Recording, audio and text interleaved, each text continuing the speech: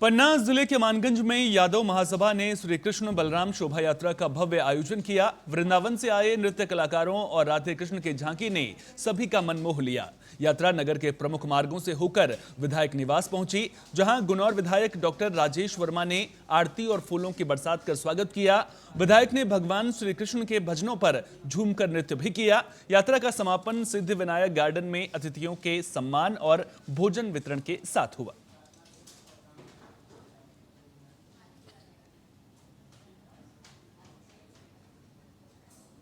एक इंटरव्यू में बागेश्वर धाम के पीठाधीश्वर पंडित धीरेन्द्र शास्त्री ने समाजवादी पार्टी के अध्यक्ष अखिलेश यादव के आरोपों पर खुलकर जवाब दिया।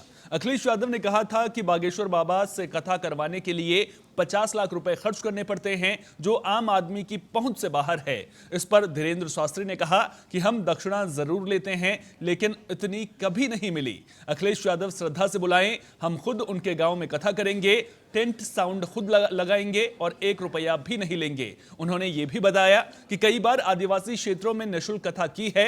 दक्षिणा लेने के पीछे उद्देश्य कैंसर अस्पताल और अन्नपूर्णा भंडारा सेवा को जारी रखना है, और अगर कोई बड़ा व्यक्ति इन 2 सेवाओं का खर्चा उठा ले तो हम जीवन भर 1 रुपया जेब में नहीं रखेंगे। आगे उन्होंने यह सवाल उठाया कि इस देश में कलाकार करोड़ों रुपए लेते हैं, नेता वेतन और घूस दोनों लेते हैं, फिर कथावाचकों पर सवाल क्यों? कई कथावाचक हैं जो 50 लाख रुपए लेते हैं। कोई किसी की हैसियत है कि धीरेन्द्र शास्त्री को बुला ले अपने घर कथा के लिए?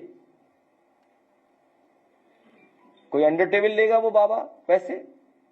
आप पता करवा लीजिए, अंडर टेबल नहीं लेते हैं वो धीरेन्द्र शास्त्री। क्या कथा वाचने की पता कितनी कीमत होगी उनकी? फ्री थोड़े नहीं। कि दक्षिणा हम लेते हैं, इसमें कोई संदेह नहीं, पर जितनी उन्होंने कही है उतनी अभी तक हमें मिली नहीं। उनसे हम कहेंगे कि उनकी श्रद्धा यदि जगे, हमारी कथा करवाएं।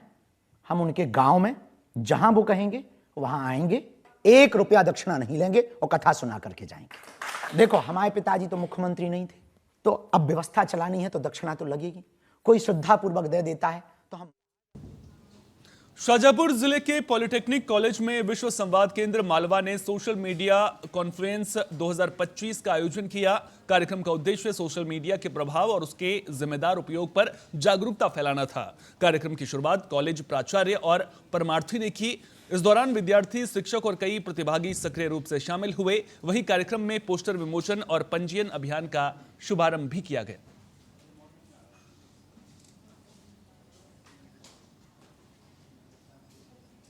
दतिया जिले में शासकीय माध्यमिक विद्यालय का निरीक्षण करने पहुंचे जिला पंचायत सीईओ अक्षय तिम्रवाल को कई गंभीर खामियां देखने को मिली। निरीक्षण के दौरान शिक्षकों की उपस्थिति, रजिस्टर रिक्त मिले, जिस पर नाराज होकर सीईओ ने संबंधित शिक्षकों को नोटिस जारी करने के निर्देश दिए।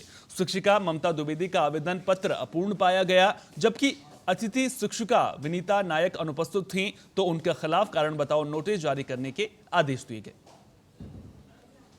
स्कूल में शिक्षा का स्तर संतोषजनक नहीं पाया गया तो वहाँ के शिक्षकों को नोटिस जारी करेंगे।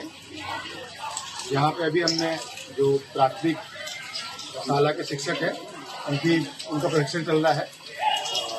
शिक्षक संदर्शिका की पढ़ाई उन्हें सिखाई जा रही है ताकि वो बच्चों को अच्छी उच्च गुणवत्ता की शिक्षा दें। उनसे भी हमने संवाद किया, उनसे भी बैठक की और उन्हें निर्देश दिए हैं कि बच्चों को अच्छी गुणवत्ता की शिक्षा प्रदान करें।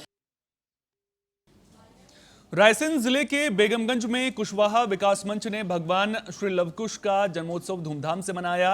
श्री जगदीश मंदिर से शुरू हुई भव्य शोभा यात्रा शहर के मुख्य मार्गों से गुजरते हुए दशहरा मैदान पहुंची। श्रद्धालुओं ने पुष्प वर्षा और आरती पूजा के साथ भगवान का स्वागत किया। इस दौरान पूर्व मंत्री रामपाल सिंह ने भगवान श्री राम और उनके पुत्रों लवकुश के आदर्शों को अपने जीवन में अपनाने की बात कही। कार्यक्रम में कई गणमान्य लोग मौजूद रहे और भगवान लवकुश के जीवन और आदर्शों पर चर्चा की गई।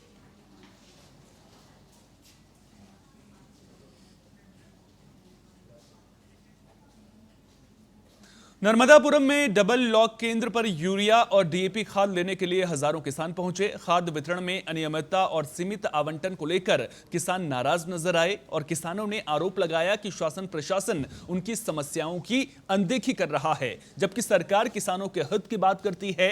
हालांकि भारी भीड़ के चलते मौके पर पुलिस बल को भी तैनात किया गया।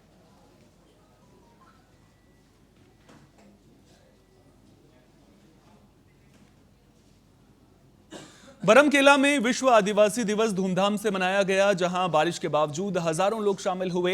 रैली के साथ शुरू हुए कार्यक्रम में सांस्कृतिक प्रस्तुतियां भी दी गईं और प्रतिभावान छात्रों और अधिकारियों का सम्मान किया गया। अतिथियों ने शिक्षा, एकजुटता और जल जंगल जमीन की सुरक्षा पर जोर दिया। तमिलनाडु से आए वक्ताओं ने आदिवासी संघर्ष की आवाज बुलंद की। वहीं तमिलनाडु से आए राजेश सिंह मरकाम ने जल जंगल जमीन की लड़ाई को लेकर समाज को जागरूक भी किया। रक्षाबंधन के कारण 9 की बजाय 24 अगस्त को आयोजित ये उत्सव सामाजिक चेतना, एकजुटता और सांस्कृतिक धरोहर का प्रतीक बनकर उभरा।